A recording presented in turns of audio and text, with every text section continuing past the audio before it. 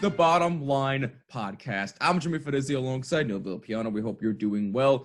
As always, thank you so much for taking some time out of your day to listen to us. We really do appreciate it. Before we get started, questions, opinions, Twitter and Instagram at BottomLineWMCX, and on Twitter at The NVP Show, hashtag BottomLine. Leave a voice message, the app on Anchor or at Anchor.fm. And if you're watching on YouTube, leave a like and a comment down below. Helps out tremendously. And hit subscribe and also the notification bell so you don't miss a single episode that we upload on YouTube. And make sure you subscribe on all audio listening platforms. Just include Jimmy when searching for this podcast. Neil, before we, well, first of all, it's a new week. How you doing? I'm doing well, thank you. How about yourself? Honestly, I'm doing fantastic. It's a new week. I'm feeling more motivated than ever. Plus, we're just getting off of 200 episodes. And by the way, thank you so much to everybody who has left us nothing but even more love and support than we've already gotten. I mean, 200 episodes, it still really is hard to believe. We're on episode 201 at the time of this recording, so still hard to believe. So again, thank you to our close friends, our family members, and thank you to obviously our good friends and Steve and Garrett for coming on, and obviously our great friends in First to 11 for being a part of the celebration as well. They are absolutely the best, and we will definitely have those guys back on again real soon. But thank you to everybody for all of your love and support. We wouldn't have gotten this far if it wasn't for you. That's the most important thing. So kind of still getting off that high, but I'm feeling great. And also, Neil, I know you saw this on the Instagram story the other day, at BottomLine WMCX, but our first interview we did with First to 11 has reached 400 views on YouTube, which is absolutely mind-boggling to me. And I think it also has the second most plays on all audio listening platforms, which is absolutely crazy. Yeah. So to everybody who's watched that so far or listened, thank you so much. If you haven't, please go check it out. I will post a link to the description in the description below. Jeez, if I can speak, that'd be great. I'll also post. Someone's got a bad case of the Monday. Yeah. You can say that again. I'll post the link to the interview down below on YouTube and also on all audio platforms, as well as our 200th episode, because that was the other time we had them on as well. If you haven't checked out both the episodes yet, please make sure you do so. And like I said, subscribe. That also helps out a ton. And also, at the time of this recording, on September 28th, 2020, it is Yom Kippur. So anybody who is Jewish out there, we hope you are having an awesome day and stay safe out there, whatever you may be doing. So pleasantries will stop right there. Because boy, oh boy, week 3 at the NFL. I know it's not over yet. We still got a great game, expected to be at least, in the Chiefs and the Ravens tonight on ESPN at 8:15 kickoff. But quite a few interesting things happened. But there is one thing in particular we'll get into in a little bit. Because not only did you have the Eagles tying with the Bengals after stupidly not going for it on 4th down with like 15 seconds in overtime. That's an absolute disgrace. Yep. You have, the Giants, as usual, being incompetent, losing to a banged-up Niners team who didn't even play half their starters because they're injured. Yep. You have the Jets being the Jets. Yep. So they're incompetent. We don't need to say anything more about those teams. But the real reason we're doing this episode is the Atlanta Falcons. Because, oh my God, what the hell is happening? What, in honest to God, is happening with the Atlanta Falcons? Listen to this stat I pulled up, courtesy of Field Yates of ESPN. This stat came up yesterday. Over the last 20 seasons, no team has blown multiple 15-point fourth-quarter leads in a single season. The Atlanta Falcons did it in back-to-back weeks.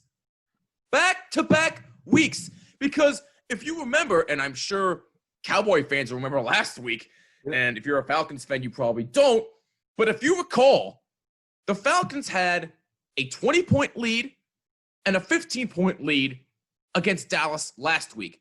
Blew both leads. They were just dumb. They were just absolutely dumb.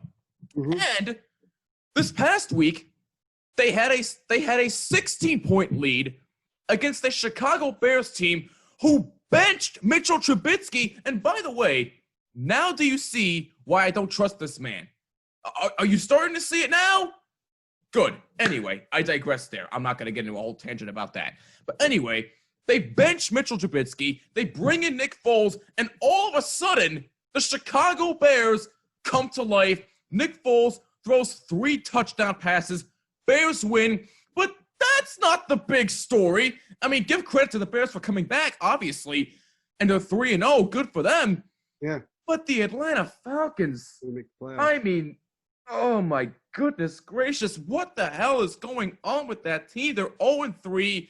I do not know. Listen, I like Dan Quinn. I do. I don't know the man personally, and I want him to keep succeeding in this league. I do. Mm-hmm. How does this man still have his job? How in the world does he still have his job after blowing multiple-digit leads? 3 multiple-digit leads in 2 games. That's 2 weeks. And they've blown all 3. How do you still have your job? Now, I get it. The defense needs to hold the lead, but is their offense that much better? Is it really? Is the whole team is absolute garbage. Dan Quinn, I'm sorry, he needs to go immediately. I'm sorry. If they can't see the incompetence that I'm not saying it's all his fault. It's obviously not all on him. Yep. The defense has to do their job. But if they can't see the incompetence that he has, I mean, Adam Gase is worse, obviously, in my opinion. But if they can't see what a porous job that not just the defense, but the job that Dan Quinn did for the past 2 weeks, I'm sorry. You have absolutely no excuses. Dan Quinn needs to go. The Falcons are an absolute dumpster fire. And as our friend Steve Durso said, liquidate. Because that is exactly what the Falcons have been doing the past 2 weeks. They have been liquidating. They are a dumpster fire of a team right now. And I'm sorry, Neil, it does not look like it is getting any better. So, bottom line for me is the Falcons are trash. Dan Quinn needs to go immediately. So my reaction from yesterday wasn't as over the top as I think everybody else in the world had, because, this is just something that I've been used to seeing from small market teams, from teams that pretty much, they build their teams to have maybe 1 or 2 good years just so that they can kind of show their fans or deceive their fans into thinking that they're actually building something, and they're not really building anything. Arthur Blank doesn't really care about winning. He hasn't since he took over the team. He's gotten very lucky that he's gotten 2 very, very good talents at the quarterback position. He had Mike Vick for a while before he, really got invested in his dogfighting situation. Right. And then he's had Matt Ryan. And he's also had, great talents like Julio Jones, Devontae Freeman, Dwight Freeney. Like, he's had a lot of really good players come in. He's never been able to hire what I would consider to be a coach that could really get you over the hump, because Arthur Blank doesn't want to do that, because he knows that he has to spend money. See, ownership and owners in general, the first thing that they always realize is that when they own a team, that the only way that they're going to win is pretty much that they would have to spend money. That's the only way that they're going to have to win. And most owners don't want to do that. That's why you see a lot of teams that are mediocre to bad for a long time. Look at the Detroit Lions. The Detroit Lions have not even been to the Super Bowl in the Super Bowl era. They've gotten close like one time in 1991 when they got the doors blown off them by the Redskins. Yep. That was the only time they ever got close. And the Ford family has basically owned the Detroit Lions since almost its inception, and they don't care. And I'm sure Lions fans have figured that out by now. I want to go to a statistic real quick about the Falcons that I thought was interesting. I think it was from Fox that said the Falcons had a 98% win probability in the fourth quarter for consecutive weeks and lost both games. Yep. That is the definition of taking your foot off the gas. One of the things that, in sports, particularly in football, that people don't like is when a team runs up a score. That's the big thing. People don't like that. Well, I look at it and I say to myself, they're running up the score because they probably don't want to blow a lead. You might as well be playing hard from the first play to the last play. You might as well go out there. And these guys are professionals.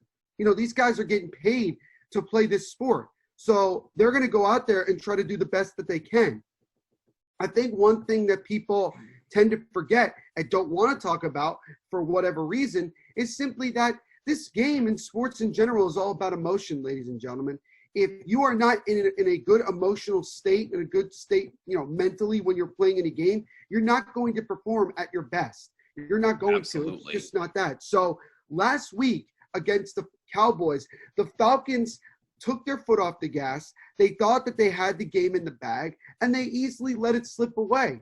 Now, good teams would see that and recognize it and focus that entire week leading up to your next game to say, we're not going to have that happen again. We're gonna prepare differently so that we are prepared for those situations. The Falcons, unfortunately, did not do that. They might defend themselves and say, oh, in practice we did this, we did that. But the reality is that they really didn't prepare themselves for it, because once they started to see the Bears come back, they already gave up. When Nick Foles threw his first touchdown pass, right then and there, you knew the game was over if you're a Falcons fan or you're a Falcons player. You were giving up. Dan Quinn knew that. There wasn't anything he could say or do that was going to keep the bottle from falling, from all the liquid falling out of the bottle. It was going to be that way. So that right there just shows you the mindset and the culture that has been put on this organization. And I know that people want to go back to when they lost the Super Bowl and blew a 28-3 lead, that since that point, they've never been able to recover. In some degrees, you can say that that's true. Yeah, I think, I don't mean to cut you off, Neil. I apologize, but I think the stat I saw is that they were 24-26 since they lost in the Super Bowl of the Patriots. They were 24-6? 24-26. Oh, I thought you said 6. I was like, no. Good. 24-26. See, that's pretty mediocre, because the Falcons are not a bad football team by any regard. No. They are just mediocre. They really are. That's just how they are. They're the middle of the pack.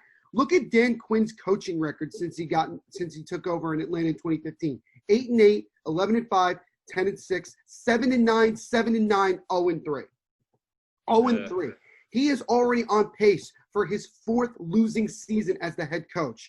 Now, if you're an owner who cared about winning and wanted results, obviously, probably Dan Quinn would have been fired 2 years ago, last year, right now. The reality is that we're all talking about these things from the fans' perspective. We don't realize that the ownership probably doesn't care that much about winning, because Arthur Blank is making money hand over fist. It doesn't matter. And I don't know if there were fans at the game yesterday in Atlanta. I don't know if there weren't, no. So there weren't fans, But, Arthur Blank is still going to make a crap load of money off TV revenue.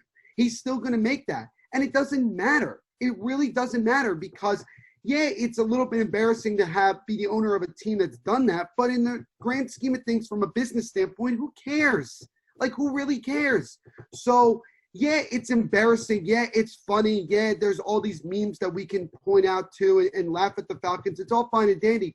But what you don't realize, and what people need to realize, is that it starts from the top. The ownership doesn't care. If the ownership cared, Dan Quinn wouldn't be the head coach right now. People are saying, how the hell can Dan Quinn and Adam Gase still have a job? It's very, very simple when you think about it. You got to start from the ownership. Arthur Blank with the Falcons doesn't care. It was nice those 2 years when they were super competitive. They made the Super Bowl. Blah, blah, blah, blah, blah. It's great. It's absolutely great. But he doesn't really care that much, because, unfortunately, if his team started to win a lot of games and their players started getting really, really good, guess what? He'd have to spend more money to keep those players around to continue to be successful. And he's not going to do that. So he's okay with this team being mediocre. Now, they're a pretty bad football team, because their offense, I think, is actually pretty solid. They put up almost 30 points in this game, and they put up a good amount of points against the Cowboys the week before. So their offense isn't the issue. The issue is simply that their defense can't stop anything, and their special teams is certainly incompetent, especially last week against Dallas. There's no question about it. But when you're the head coach of a football team or a sports team, there is some amount of emotion that you need to have because players feed off of that. If you can get these guys amped up before every game, even if you're the worst team in the sport you're playing in, if you can get these guys to come out and be energetic from start to finish, even when things are looking very bleak, at least you're going to get probably the best version of these players emotionally. Right. Dan Quinn is probably not doing that. You could see it even yesterday when he was being interviewed after the game. He just has nothing to say. There's nothing he could have done because he's just not that type of person. I used to crap on Todd Bowles for several years while he was the coach of the Jets because he had no emotion whatsoever. He never treated any important games that were big. Go back to when the Jets needed to win the final game of the season against Buffalo, I think in 2014 or 2015. And they were going up against their former coach and Rex Ryan and the Buffalo Bills. All the Jets need to do is go and win that game. And Todd Bowles said, oh, it's just like any other game. No, it's not. Because well, you make the playoffs if you win that game. That's the point. But the thing is that Todd Bowles was not emotional. He didn't really see it that way. And the Jets didn't play well, and they lost, and they missed the playoffs, okay? That's the thing I'm talking about here.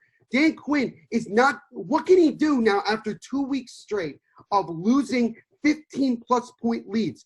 Only thing he can do, if you want to think about it from the emotional standpoint, is to continue to motivate these guys to say – I'm putting my foot down. Enough is enough. We're not doing this crap anymore. We got 13 games left to go. The season is still incredibly young. We still have plenty of opportunities to control our destiny for the rest of the season. Let's go out there and play with some damn pride, and let's make sure that this doesn't happen. We're going to go through every single scenario in practice with these situations so that when we get into game time, we know exactly what to do, and we're not going to do it.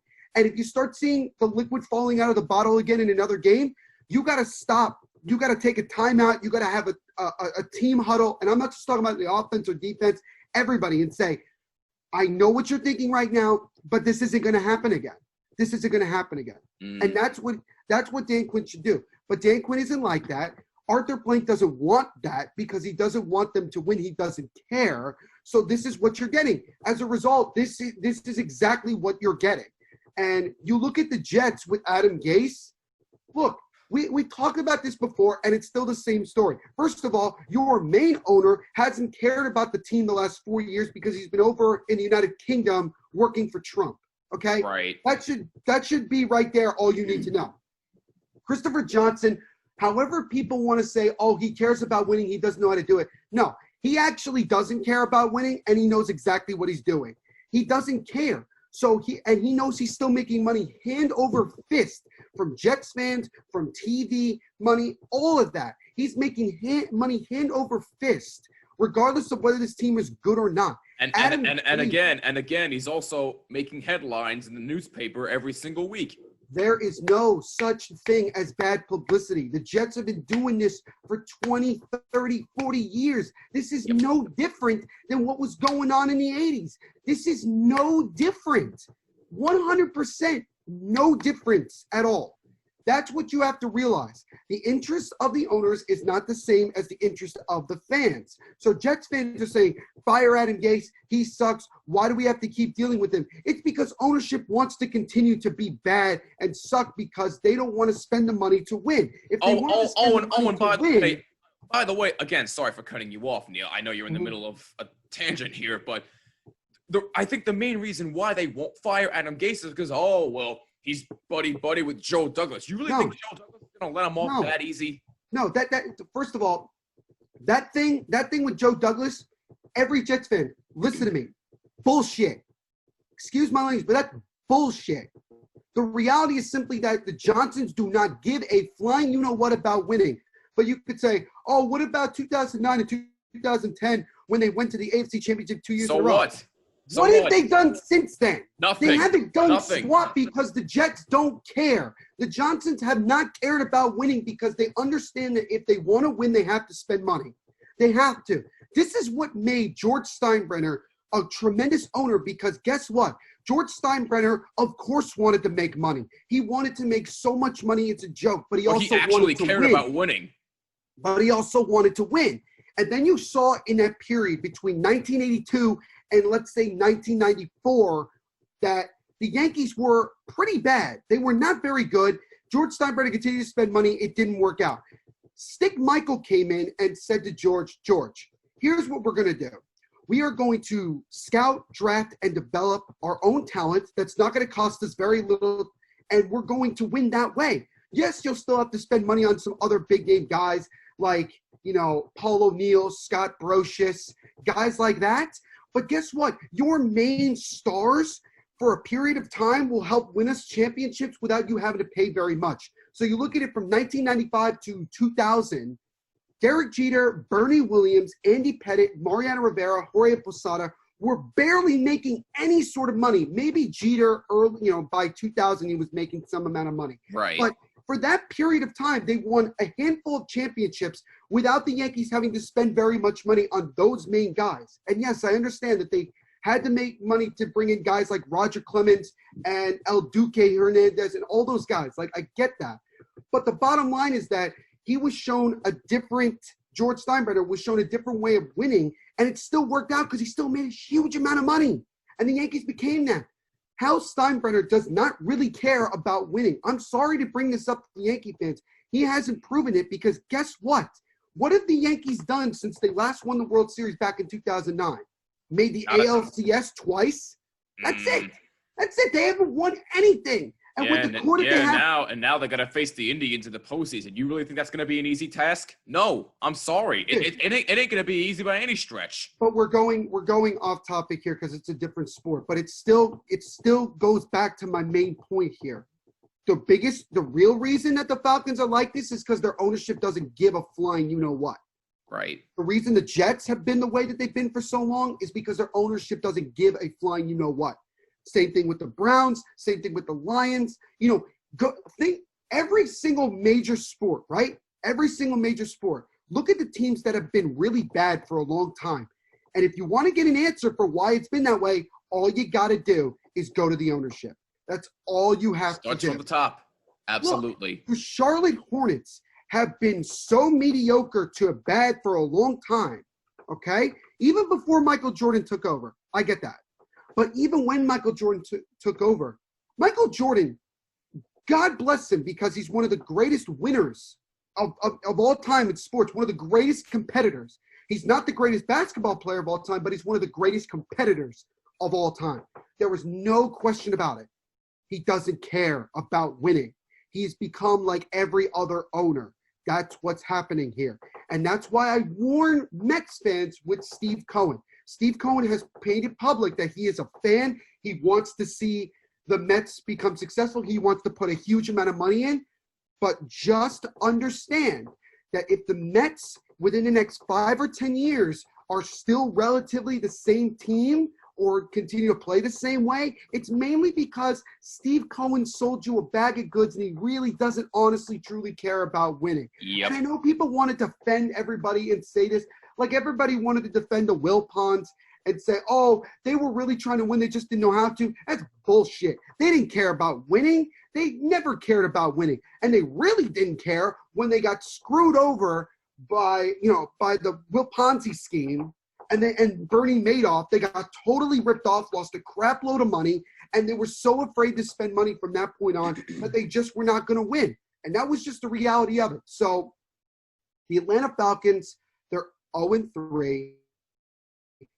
And are they going to go 0-16? No, they're not going to go. They're not that bad, okay? No. They can't hold on to a lead. They'll probably win some close games. My guess is 5-11. That'll be my guess. Dan Quinn will probably keep his job because what will happen is that everything will look lost. Then the Falcons win a couple games in a row. They'll look competitive, and they'll keep him because here's the thing. The ownership won't really make those changes unless you have literally no excuses. If you have no excuse whatsoever, then you're going to fire the guy. Okay. Well, yeah, I was gonna say if by some chance they actually do go 0-16, and it's not gonna happen, but if they do, he's definitely gone. Right. And you know what? You can even you could do the same thing with Giants fans. I know Giants fans love the Maras and Tisches because they've owned the team for so long, but the reality is that those two don't care anymore about winning. Yep. I'm so sorry to tell you that, because if they Yep. did, David Gettleman never would have been hired. We would have never hired Pat Shermer. Ben McAdoo never would have been hired. All these different people that sucked would have never been here. They would have never been here. The reality is that the Giants, being the flagship franchise that they are, playing in New York, so to speak, they still make so much money off of people, it's a joke. The Mariners are still making so much money, regardless of the fact that the Giants are the second worst team in the NFL, and actually competing with the Jets on who is worse on the football field. And Wellington Maris probably rolling over in his grave on a rotisserie. It's that bad. It could go either way, because I think also Mara didn't care. I think Wellington Mara didn't care either. Because look, Wellington Mara owned the Giants for a long time, and there were several periods where they weren't winning anything, and they were the worst team in the NFL. That's true. So that's my point here. Like, that's my point. You know, Robert Kraft, the owner of the New England Patriots, guess what? He actually doesn't care that much about winning, but he knows that he has the best coach possibly in NFL history, and he's going to hold on to him as long as possible and do as much as he can. I would not be shocked if, when Robert Kraft decides that he no longer wants to own the team, he'll probably give it to his son, and they'll probably turn it into a business, that they won't continue to be the Patriots that we've known. They'll go back to being the Boston Patriots of the 60s and the 70s. It'll go back to that point. Every single team in sports has a period where they suck, where they're not good. But then you get like some times where they have a couple good years. Here's a really good example that I'll finish with. Patrick Mahomes just signed an incredible deal with the Kansas City Chiefs. Yep. I put long money that within 5 years the Chiefs are mediocre again. I put long money between that, because guess what? They're not going to have enough money to keep Kelsey. They're not going to have enough money to keep Tyreek Hill. They're not going to have enough money to keep around these guys. Eventually, Andy Reid will retire, and Patrick Mahomes will be the only one there. But guess what? It's okay. Patrick Mahomes doesn't have to win another Super Bowl or MVP the rest of his career, because he's already done so much that Chiefs fans will be fine with everything. Look at Dan Marino. Dan Marino went to the Super Bowl in his second year of his career and never got close again. But Dolphins fans love him. They enjoyed every single second he was the quarterback, despite the fact that the Dolphins were not a very good football team. It could be the same way, because ownership of the Chiefs decided that it has been 50 years since they won anything. Matter of fact, they've been to the Super Bowl, and they were like, I think we should try to win something. You know, even if it means we got to spend some money right now, I think we should try to win something so that it looks like, so that we make the fans think that we're really trying to win and please our fans. And it's just that dynasties don't exist anymore.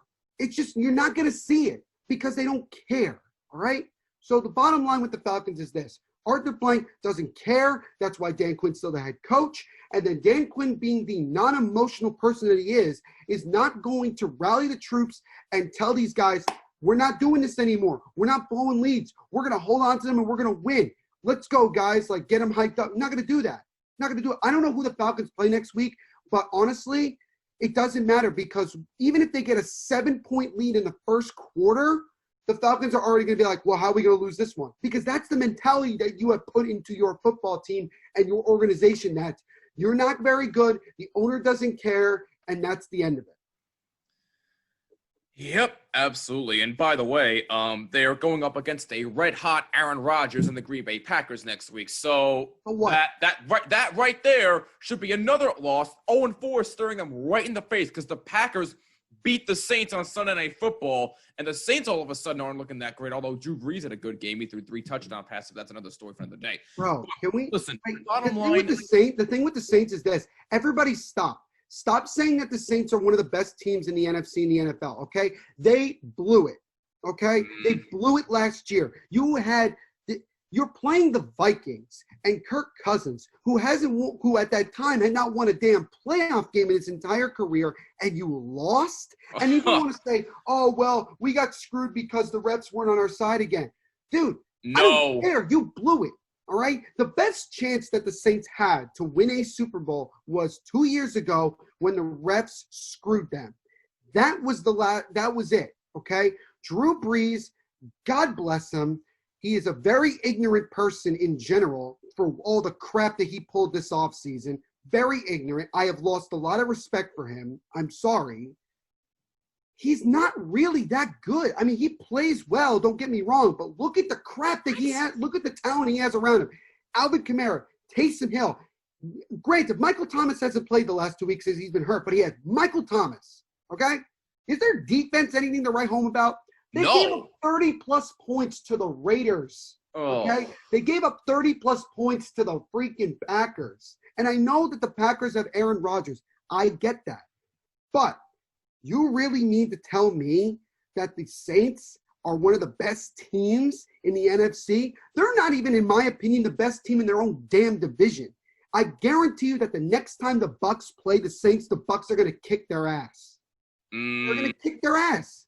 Because even though Brady hasn't looked great, which is whatever, like, who cares? Like, show me, show of hands who really gives a crap that Brady's stinking up is mediocre. Like, nobody cares. But at least the Bucs have a half-decent defense. Now, that was the first week of the season, and I get that. But I'm going to be honest with you. I think that Drew Brees made a bad decision to come back.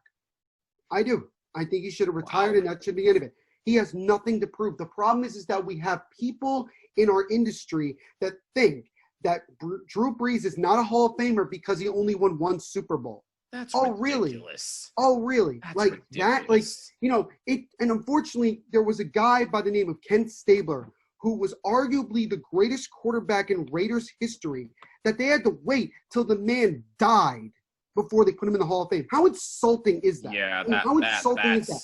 That's the fear that people have. People have this fear that Drew Brees is somehow not going to be a first ballot Hall of Famer. He is. Relax. He will be. Absolutely, yes. Unfortunately, he's at that point in his career where all he could do is go down. Yeah, he could win another Super Bowl, and that's awesome. But what if his skills start to really decline? He's ending his career on a bad note. I gave Peyton Manning a lot of credit because he retired at the high point of his career. He won another Super Bowl. Yep. He wasn't the best player on the field, but he won a Super Bowl. Yep. And that was it. That was it. Eli Manning, unfortunately, finished his career on a low note. He really did. And that might hurt him at least early on when he's in the ballot possibly for the Hall of Fame. It's going to hurt him. I don't think there's any question about it. But Drew Brees has done everything, and this man is not even 6 foot tall, or I think he is 6 foot tall, whatever the case may be. He is like the shortest, most successful quarterback in NFL history. Yep. I mean, he is arguably going to. He's a Hall of Famer. Okay, there's no question about it. All right, but the Saints are not that good. The Saints really aren't that good, honestly. Like if they played the Chiefs or somebody like that right now, they'd get the doors blown off them. Not offensively. Offensively, they'd probably be able to do some stuff because Drew Brees is still capable of taking talent that's not that great and still doing well. But Alvin Kamara almost had 200 total yards of offense by himself. Okay? Like, he had to, like, in some regards, Alvin Kamara had to carry that team. Yep. The Saints are not that good. And the Packers, granted, they're not a great team, but because they have Aaron Rodgers, who's arguably one of the greatest talents at the quarterback position we have ever seen. Yep. You know, he's doing what he's doing. All right, quick at this. Sorry about that, but go ahead, Neil. So all I'm saying at the end of the day is that, you know, with the Saints, they're not as good as people think they are.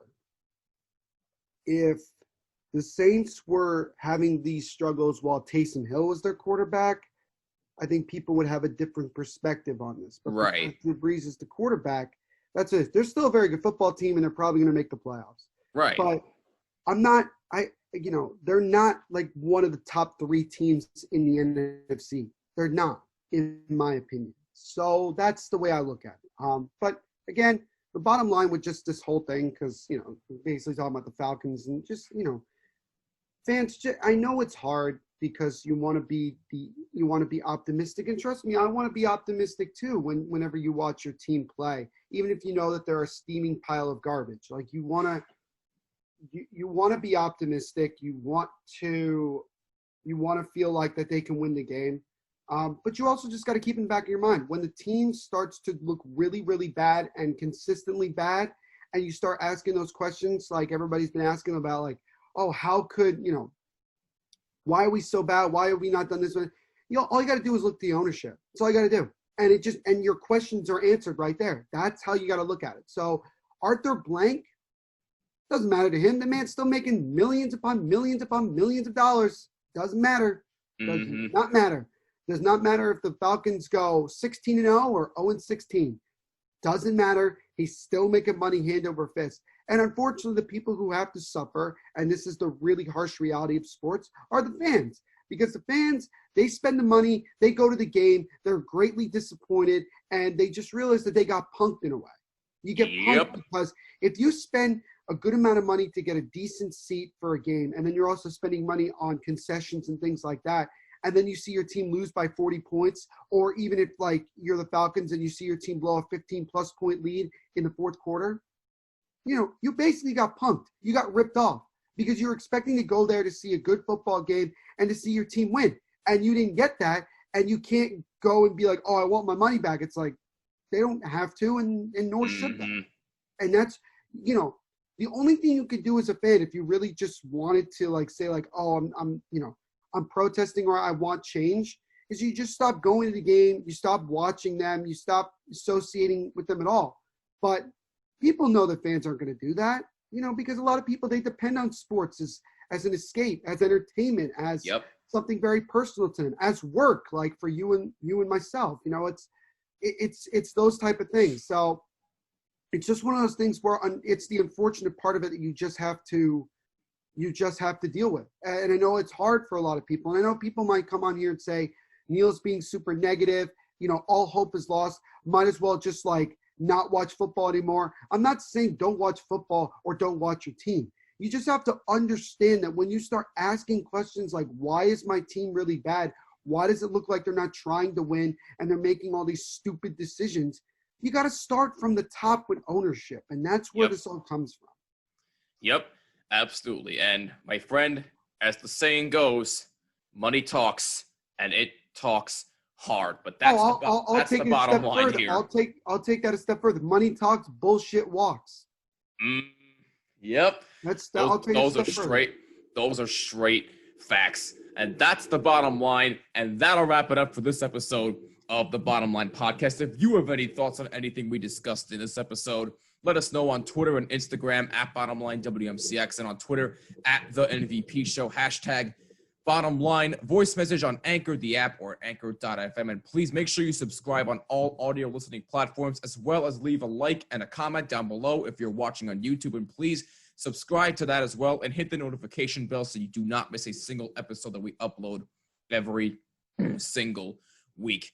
Oh, and include Jimmy when searching for this podcast. Forgot to mention that too.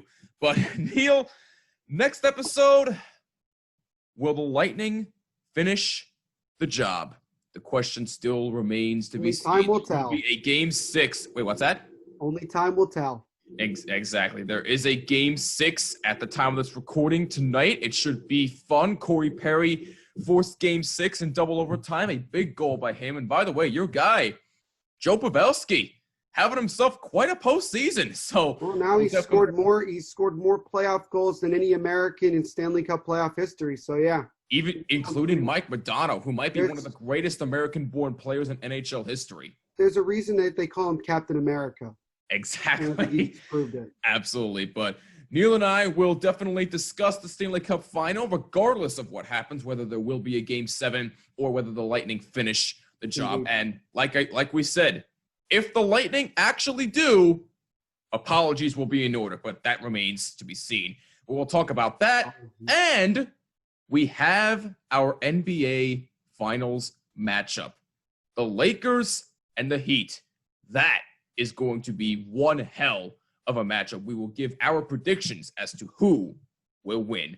That'll be in the next episode. But for now, just soak in the fact that the Falcons are a mediocre team right now. And as long as this continues to happen, and again, they're not going to go 0-16, Right. but in my opinion, they need a head coach who's going to rip them a new one. And unfortunately, Dan Quinn is not going to do that, which is why I think he needs to go in the first place. But let us know what you think about that.